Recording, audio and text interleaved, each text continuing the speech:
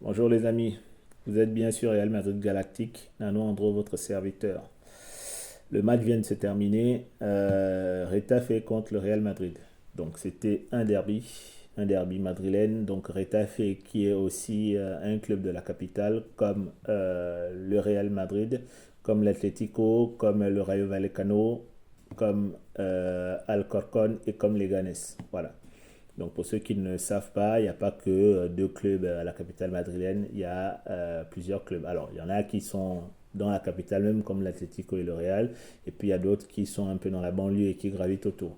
Voilà, mais tout ça, ça reste la région de Madrid. Et donc la région de Madrid, il y a l'Atlético, le Rayo Vallecano, le Real Madrid, Alcorcón, Retafe et Leganés. Voilà les gros clubs, les principaux clubs de la région de Madrid. Donc c'était un derby ce soir.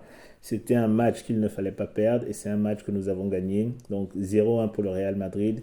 À Retafe, magnifique but d'Arda Güler. Voilà, il a calmé tout le monde. Et voilà, parce que le match était parti sur un ton un peu agressif, on va dire ça. Donc les mecs, ils étaient hyper durs sur l'homme, voilà, parce que je pense qu'ils ont suivi le match précédent, voilà, c'était contre qui encore? C'était contre les bouchers de qui? C'était, attendez, je vais vous dire, pas précédent, mais le match d'avant contre Alaves, voilà. Ils ont suivi le match comme contre les bouchers d'Alaves et ils se sont dit, ah tiens, on va faire la même chose parce que c'est un langage que le Real Madrid comprend difficilement. La preuve, ça nous a valu un carton rouge pour Kylian, voilà, qui a fait une faute stupide.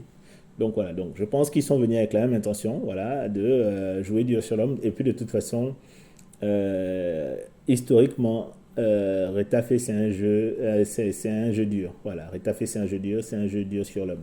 Voilà, c'est toujours des matchs compliqués pour tous leurs adversaires. Eux, c'est vraiment la bataille, le champ de guerre. Donc voilà, magnifique but d'Arda Güler qui nous plante cette magnifique frappe à la 21e minute. Et là, on a eu un shift. Parce qu'au début du match, c'était d'abord plutôt très disputé. C'était très rugueux, très physique. Et puis, quand il y a eu ce but-là, Retafe a levé un peu le pied et ils se sont mis en bloc bas et ils ont commencé à reculer. Et ce qui nous a permis de mieux jouer, de faire une bonne première mi-temps. Voilà, avec des choses intéressantes. Mais avant de continuer, je vais d'abord passer en revue le magnifique 4K2 proposé par Carlo Ancelotti. Je ne m'y attendais pas du tout et je trouve que c'est une bonne chose. Il a laissé beaucoup de joueurs au repos, donc c'est très bien parce que vous savez, le match du week-end, c'est un match décisif. C'est le match marche ou crève, c'est-à-dire qu'on joue le Barça. Si on perd, ils sont champions d'Espagne. Il n'y a plus aucune chance de. Est-ce que. Attendez, peut-être que je suis en train de dire une bêtise. Est-ce que c'est réellement le match du championnat ou bien c'est peut-être la coupe? Non, je crois que c'est la Liga, non? Attendez, je vais regarder le calendrier parce que peut-être que je suis en train de dire une bêtise. Voyons voir. Donc la Liga, calendrier. Alors, notre prochain match. Oui. Ah. Notre prochain match, c'est le 4 mai. Et donc, c'est bien le match de Coupe du Roi. Voilà, la finale de la Coupe du Roi. Donc, ah oui, et après ça, il y a le match contre Celta Vigo. Match compliqué. Et ensuite, il y a le Classico, les amis. Voilà. Donc, Carlo a fait tourner pour la finale de la Coupe du Roi. Voilà. Et c'est très bien, c'est une bonne chose parce qu'on peut la gagner un trophée de plus. Parce que je vous rappelle qu'on a gagné un trophée en début de saison. C'était la Super Coupe d'Europe. Voilà, pour ceux qui ont oublié. Et pour ceux qui pensent que le Real va faire une saison blanche, non, la saison blanche a déjà été évitée. Mais effectivement, ce n'est pas un trophée majeur. Donc, il nous faut quand même gagner un trophée majeur. Si étant on considère que la Coupe du Roi est un trophée majeur, pour moi, c'est un trophée majeur puisque le Real Madrid court après ce trophée-là chaque année. Donc, c'est un trophée majeur pour moi. Mais est-ce que c'est un trophée majeur qui viendra, si on le gagne, ce trophée-là, nous permettre de sauver notre saison et sauver la tête de Carlo Ancelotti parce que beaucoup parlent du fait que sa tête est mise à prix si jamais on ne gagne pas cette compétition-là et si jamais on perd aussi le championnat. Donc certains disent que si on gagne cette compétition-là, ça peut atténuer un peu les choses et puis il sera reconduit parce qu'a priori il a la confiance de Florentino Pérez. Et puis d'autres aussi disent que non, non, non, ce ne sera pas suffisant, il faudrait qu'il fasse le doublé, donc Coupe du Roi, Liga. Et là, ça pourra calmer le bord du Real qui dira, bon, on lui renouvelle notre confiance pour une saison supplémentaire encore. Bon, je ne sais pas, on verra bien ce qui va se passer. Moi, je pense que, vous savez, hein, ce que je dis depuis des semaines, de vidéo après vidéo, que Carlo Ancelotti, il faut le conserver. Voilà, parce que c'est quelqu'un qui comprend le football, c'est quelqu'un qui comprend le Real Madrid et c'est quelqu'un qui a une bonne relation avec le board. Bon, maintenant, après, on verra ce qui va se passer. Donc, il a fait tourner, je disais, et il a aligné un 4-4-2 qui a très bien joué, ma foi. Voilà, à l'exception d'Hendrick, qui n'a pas trop pesé sur le match et sur les quelques occasions qu'il a eues, il n'a pas été bon. C'est-à-dire qu'il n'a même pas pu cadrer de frappe. Voilà. Je lui demandais pas forcément de marquer parce que c'est un jeune joueur. Il n'a pas l'habitude de jouer titulaire. Mais quand il joue, il montre quand même de belles choses. Il n'a pas été nul, c'est pas ce que je dis. Il a quand même montré de belles choses. Mais j'aurais aimé qu'il cadre au moins une frappe. Et aujourd'hui, il n'a pas pu cadrer une seule frappe au but. Ou quoi que si, il a cadré une frappe, mais c'était pas une frappe dangereuse, quoi. Voilà. Et puis de toute façon, sur l'action, je crois qu'il était déjà hors jeu au départ. Donc, dans tous les cas, comme il est hors jeu, ça ne rentre pas dans la statistique, pardon. Donc voilà. Donc 4-4-2, Vasquez, Asensio, Alaba, Garcia, avec Courtois dans les buts, bien sûr, hein, puisque le ligne, de toute façon, il est blessé. Gouler, Valverde, Chouameni, Diaz, et puis Hendrick et Vinicius pour le duo d'attaque. Alors, j'ai trouvé le match de Vinicius très intéressant. Voilà, vraiment très, très, très intéressant. J'ai l'impression que quand il n'a pas Mbappé et Bellingham dans les pattes, il est très bon, le Vinicius. Il a été très très collectif dans le jeu. Il a bien aidé défensivement. Il a aussi bien attaqué. Voilà, malgré les coups de Trafalgar des joueurs de Retafe.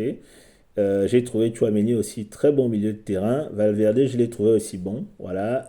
Brahim Diaz, il fait un très bon match, tout comme Arda Güler. Donc le milieu de terrain a été bon. En tout cas, en première mi-temps, on a très très très bien joué. Voilà. C'est en deuxième où je trouve qu'on est un peu plongé et que on a été moins bon qu'en première. Mais bon, Retafe aussi est arrivé avec de nouvelles intentions. Ils ont essayé de marquer le but là pour revenir au score et pourquoi pas après mettre le deuxième. Mais on a bien défendu quand même. Il y a eu de bonnes rentrées de Kamavinga notamment. Voilà, de tous ceux qui ont été remplacés, qui sont rentrés en cours de jeu, Kamavinga a été le meilleur joueur. Bellingham correct, Rodrigo correct et Ceballos correct aussi. Voilà. Mais c'est Kamavinga, son entrée a été l'entrée la plus remarquée. Voilà. Fran Garcia fait un très bon match. Alaba, sur quelques actions, je l'ai trouvé un peu étourdi, mais je dois reconnaître que l'association Alaba-Asensio fonctionne mieux ces derniers matchs que l'association Asensio-Rudiger. Rudiger, il a dévissé depuis le match contre Arsenal, le premier match là, le match aller.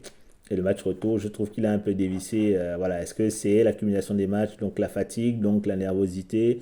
Est-ce que il a juste pété un cap parce que c'est Rudiger? Je ne sais pas. Donc je trouve que c'est aussi bien que Carlo Ancelotti le laisse se reposer un peu pour qu'il retrouve une solidité mentale parce que je pense que sur les derniers matchs où il a joué, il a quand même un peu dégoupillé parce qu'il faisait des fautes qu'il fallait pas faire en fait. Voilà. Bon, Lucas Vasquez, très bon match. Asensio, très bon match. Et puis Thibaut Courtois, il a juste été impérial, quoi. Il a sorti le mur sur des actions chaudes et il a empêché l'égalisation par deux ou trois fois sur les deux ou trois actions qui étaient chaudes. Voilà. Donc 4-4-2 pour nous et 5-4-1 pour Retafe. Voilà, avec Mayoral en pointe, Bernat, Arambari, Mia, Terrat. Et puis sur la ligne défensive, Iglesias, Alderete, Duarte, Berocal et Djene. Et en défense, Soria. Voilà, belle équipe aussi, hein, ils n'ont pas démérité, ils ont bien joué, mais bon, nous on a eu plus de chance, on a mis le but qu'il fallait, et puis voilà. Donc, j'ai trouvé l'équipe très bonne dans ce qu'elle a proposé, hein, notamment en première mi-temps. J'ai trouvé une équipe aussi qui avait de l'envie, qui avait de la cohérence, il y avait de la maîtrise au milieu de terrain. Alors on me dira peut-être que Retafe n'était pas une opposition aussi forte que ça, mais je trouve quand même que si, c'est un très bon club, Retafe. Donc ils ont fourni une belle opposition. Mais voilà, j'ai trouvé un meilleur Real que quand on jouait avec nos trois super attaquants, c'est-à-dire que le Quatuor, Bellingham, Mbappé, Vinicius et Rodrigo. J'ai trouvé que l'équipe avait plus de liant, l'équipe avait plus de solidité défensive parce que les joueurs faisaient les efforts, les joueurs s'entraidaient. Alors que quand on a nos quatre fantastiques, j'ai l'impression que personne ne veut faire d'efforts. Voilà, donc est-ce qu'il ne faudrait pas jouer avec cette équipe de minots là qui ont la dalle au ventre, même si c'est une équipe qui manque beaucoup d'expérience, et que là, on a, en tout cas, en attaque, le joueur expérimenté, c'était Vinicius, par exemple. Lui qui est déjà de la bouteille au Real, hein, et c'est pas une expérience qui est galvaudée, pas du tout, au contraire, c'est un très très bon joueur, et c'est un joueur qui a déjà beaucoup d'expérience, au vu des matchs qu'il a accumulés, l'expérience qu'il a acquise aux côtés de Karim, et aujourd'hui c'est un taulier, et il ne s'est pas caché, il assume ce statut-là, il n'y a pas de problème avec Vinicius, vraiment c'est un mec courageux. Mais j'ai l'impression que quand il n'y a pas les deux autres, les trois autres, on va dire, voilà, l'équipe joue mieux. Parce que Brahim fait des efforts, parce que Gouler fait des efforts, parce que Valverde, bon, lui, il fait des efforts à tous les matchs, donc ça, c'est même pas un problème. Voilà, j'ai l'impression que dans cette configuration-là, quand on n'a pas le côté un peu star sur le terrain, parce que Vinicius aussi, des fois, il fait sa star, hein. Voilà, donc je ne l'exclus pas dans le côté un peu star. Les quatre font leur star, et quand les quatre font leur star, ben, on joue mal. On a du mal à faire les efforts. Parce que eux, ils ne font pas les efforts, parce que eux, ils ne pressent pas comme il faut. Voilà, donc est-ce qu'il ne faudrait pas justement ne pas forcément les. Alors, soit leur dire qu'écoutez, maintenant c'est au mérite, celui qui fournit les efforts, il va jouer le prochain match, celui qui ne fournit pas les efforts, bah, il sera sur le banc et il va rentrer en deuxième mi-temps. Voilà, faut voir. C'est délicat pour Carlo Ancelotti parce que aussi si il procède comme ça, il peut perdre des joueurs voilà, sur le chemin. Voilà. Un entraîneur comme Mourinho, il n'aurait pas hésité à le faire parce que lui, c'est dans son ADN la conflictualité, d'aller au conflit avec les joueurs, de te piquer, de te mettre sur le banc. Voilà, il avait traité Benzema de gâteau, donc de chat. Voilà, donc voilà. Varane, dans une interview, dit que Mourinho lui a dit pourquoi t'es nul. Voilà, on parle de Raphaël Varane, quoi. Voilà, donc Benzema le traité de chat. Donc voilà, donc Mourinho, lui, il aurait peut-être pu, enfin, pu, parce que Ancelotti aussi sait comment manager cette équipe-là, mais c'est juste qu'Ancelotti n'a pas la même manière de manager, de tenir ses équipes qu'un certain Mourinho. Ancelotti, il est sur l'affectif, l'entente avec les joueurs. Et là, malgré le fait ils s'entendent bien avec ses joueurs, finalement, certains prennent leurs aises. Et c'est là où le bas blesse, parce que normalement, quand tu as un entraîneur qui est bienveillant, tu dois vouloir aller en guerre pour lui, te tuer, pour lui, te sacrifier pour lui, comme cette équipe l'a déjà fait pour Carlo Ancelotti les années précédentes. Voilà, notamment le Real de Benzema. Voilà. Maintenant, je ne comprends pas pourquoi un joueur comme Mbappé, un joueur comme Bellingham, un joueur comme Vinicius, un joueur comme Rodrigo, cette saison, n'arrive pas à se sacrifier pour le coéquipier d'à côté. Voilà, c'est ça notre principal problème. Ce n'est pas un problème de qualité de joueur ou de jeu, parce qu'on a la qualité de joueur qu'il faut, et que si ces joueurs-là sont davantage impliqués, la qualité de jeu, on va la retrouver. La preuve, c'est qu'on l'a eu sur quelques matchs. Voilà, mais c'est parce que c'était des matchs où ils étaient impliqués. Quand ils ne sont pas impliqués, le jeu est compliqué. Donc voilà, c'est ça. Maintenant, il faut que Carlo Ancelotti trouve comment les impliquer à tous les matchs pour qu'on soit une équipe performante. Voilà. Donc, au niveau des statistiques, a priori, nous on était à 1,4 en expected goal, eux à 2,32. On a eu 63% de possession de balle, on a tiré 14 fois, eux 20 fois. On a cadré 7 fois, eux 6 fois. Voilà, on a eu deux grosses occasions, eux 5, 4 corners chacun. Et puis, en termes de passes complétées, nous on est à 85%, eux 76. Ils ont eu trois cartons jaunes, nous un seul carton. Là, ça prouve encore qu'ils ont été durs sur l'homme, hein, ils ne sont pas venus pour rigoler. Et voilà, et puis au final, on gagne. Donc, match, on va dire, équilibré. Voilà, match équilibré. Dans l'ensemble, il n'y a pas eu de grosse domination vraiment. Nous, on a eu la première mi-temps, on va dire globalement, et eux la deuxième mi-temps.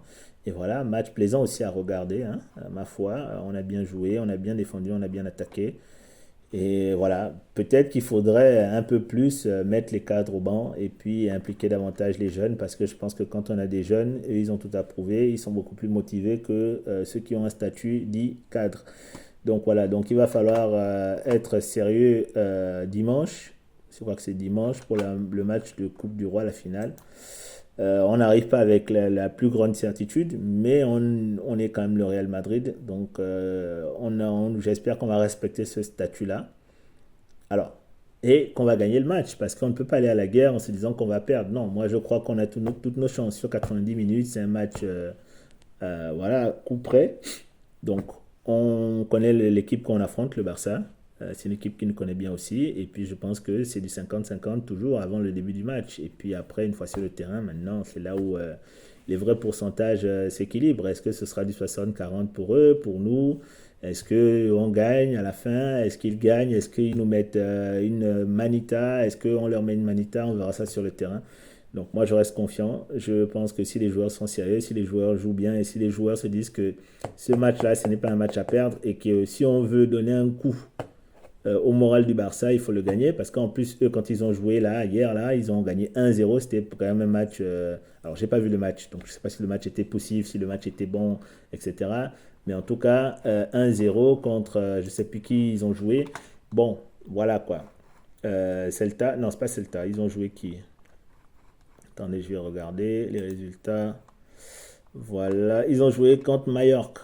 Bon, voilà, Mallorca qui est au classement huitième. Voilà. Donc, belle équipe aussi. Mais je vais dire que entre le Barça et Mallorca, normalement, Mallorca ne fait pas le poids, quoi. Donc, gagner 1-0. Voilà, si on regarde les statistiques un peu de ce match-là, alors forcément, le Barça avait 3,4 d'expected goal, là où Mallorca avait 0,25. Bon, ils n'en ont mis qu'un seul. Ils ont eu la possession de balle, hein, 78%.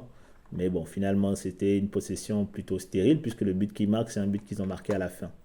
Voilà. 40 tirs au total pour le Barça. Ils ont cadré 13, donc le ratio, il est, autant dire qu'il est pas très bon, quoi. Voilà, Mallorca défend bien. Donc peut-être que le Real gagnera à défendre comme Mallorca, en fait, finalement. Et puis, avec la qualité qu'on a en attaque, on devrait pouvoir mettre au moins un but. J'espère. Deux buts, pourquoi pas, mais bien défendre d'abord déjà et bien attaquer aussi, c'est comme ça.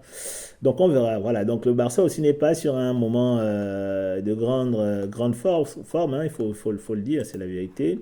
Sur les 5 derniers matchs, ils ont 4 victoires, un nul. Ils ont fait nul contre le Betis. Ils ont battu Gérone 4-1. Bon, là, c'est leur derby catalan. Là-bas, on s'en fout un peu. Ils n'ont qu'à se tuer entre eux. Ils ont 1-0 contre les Ganes. Ils ont mis 4-3 contre le Celta. Et quel match? Un match où ils gagnent. Bon, voilà quoi. Hein. Même vous savez ce qui s'est passé dans le match. Voilà. Ensuite, là, contre Mallorca, 1-0. Donc, ils ne sont pas en très grande forme. Voilà, maintenant à nous de tirer notre épingle du jeu. Voilà, d'être méchants, chirurgicaux, et puis d'aller chercher cette finale, quoi. Voilà, nous, sur les 5 derniers matchs, on est moins bien qu'eux encore en termes de forme, puisqu'on a 3 victoires, une défaite. On perd contre Valence, 1-2. Voilà, à domicile. Première défaite à domicile de la saison. Ou deuxième défaite, je crois, je ne sais plus. On gagne contre les Ganes avant ça. Voilà. Euh, on gagne 3-2. Match difficile aussi pour nous, hein, mais on gagne quand même. On bat Alaves 0-1. On bat Bilbao 0-1. Et là, on bat Retafe 0-1. Donc nous aussi, on n'est pas en très grande forme en termes de but. C'est très, très, très, très, très famélique. Mais voilà. Donc voilà pourquoi je vous dis que c'est du 50-50 et j'espère que les joueurs vont être sérieux et qu'on va finir par gagner ce match-là. Bon, je vais m'arrêter là parce que sinon ça fait une vidéo trop longue. Et puis, je vous dis à bientôt les amis. C'était Nano Andro, votre serviteur pour Real Madrid Galactique. Tchuss les amis et à la Madrid pour la victoire.